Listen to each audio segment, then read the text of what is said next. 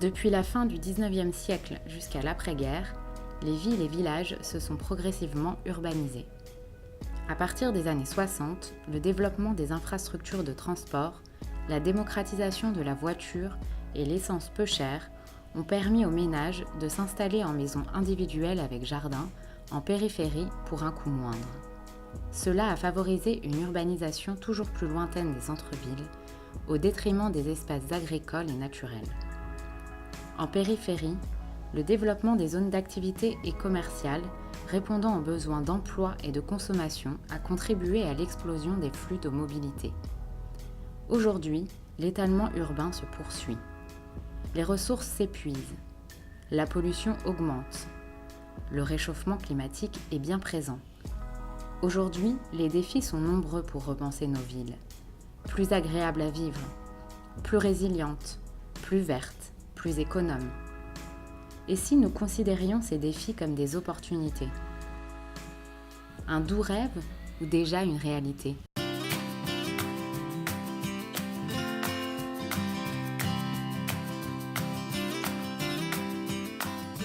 Pour améliorer l'efficacité énergétique des bâtiments existants, le PLU peut déroger aux règles d'urbanisme faisant obstacle aux travaux d'isolation des bâtiments.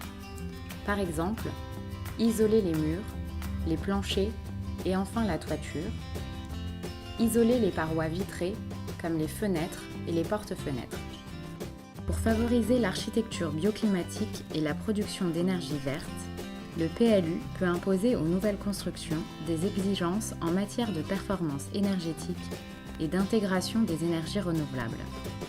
Par exemple, prendre en compte l'orientation des bâtiments pour favoriser les apports naturels de chaleur, privilégier la compacité du bâtiment avec 2 niveaux plutôt qu'un seul niveau étendu, installer des panneaux solaires thermiques et photovoltaïques, aménager une pergola avec des plantes grimpantes à feuilles caduques pour la protection solaire estivale, planter des arbres brise-vent à feuilles persistantes au nord et des arbres à feuilles caduques au sud pour se protéger du soleil.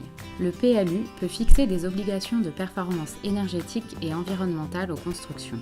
Par exemple, se protéger du mistral par un front bâti continu et par des variations de hauteur des bâtiments, laisser passer la brise rafraîchissante en cœur d'îlot, favoriser les appartements traversants, conserver les espaces verts de pleine terre et désimperméabiliser les sols, végétaliser les toitures. Le PLU peut aussi imposer une production minimale d'énergie renouvelable. Rendez-vous à Puy-Saint-André, un exemple de construction bioclimatique et de développement des énergies renouvelables. Le PLU, c'est la démocratie locale.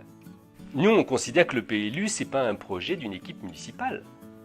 C'est un projet de territoire. Ça veut dire que c'est les habitants qui doivent construire le PLU. Donc concrètement, ça a été plus de 12 ateliers de travail. Tout à l'heure, je vous disais, on a eu une réunion où on a parlé que d'énergie. Donc on a parlé de solaire, on a parlé d'hydroélectricité, on a parlé d'éolien. Si vous regardez le zonage, là c'est zone naturelle mais éolien. Sur ce secteur, il est possible qu'un jour il y ait des éoliennes. Ça c'est l'ancienne mairie. C'est la première centrale photovoltaïque qui a été créée. Rapidement, on a mis 1, 2, 3, 5 centrales photovoltaïques. Aujourd'hui, on gère 16 centrales photovoltaïques. C'est une maison bioclimatique. Le problème des maisons solaires, c'est pas tant de capter. C'est facile de capter de l'énergie. Par contre, ne pas avoir de surchauffe, ça devient compliqué et c'est là l'intérêt du bioclimatisme. Donc là, c'est le cas. Il y a 2 encorbellements qui empêchent le soleil de rentrer dans la maison pendant l'été. L'été, elle est fraîche et l'hiver, elle capte énormément de chaleur. Le bioclimatisme, oui, c'est sûr que c'est plus cher à l'investissement. Par contre, en fonctionnement, c'est une qualité de vie exceptionnelle. En fonctionnement, c'est très peu de coûts, quoi. Ce bâtiment, c'est 2 logements sociaux aujourd'hui que nous avons réhabilités. Donc, on a mis 20 cm d'isolation par l'extérieur.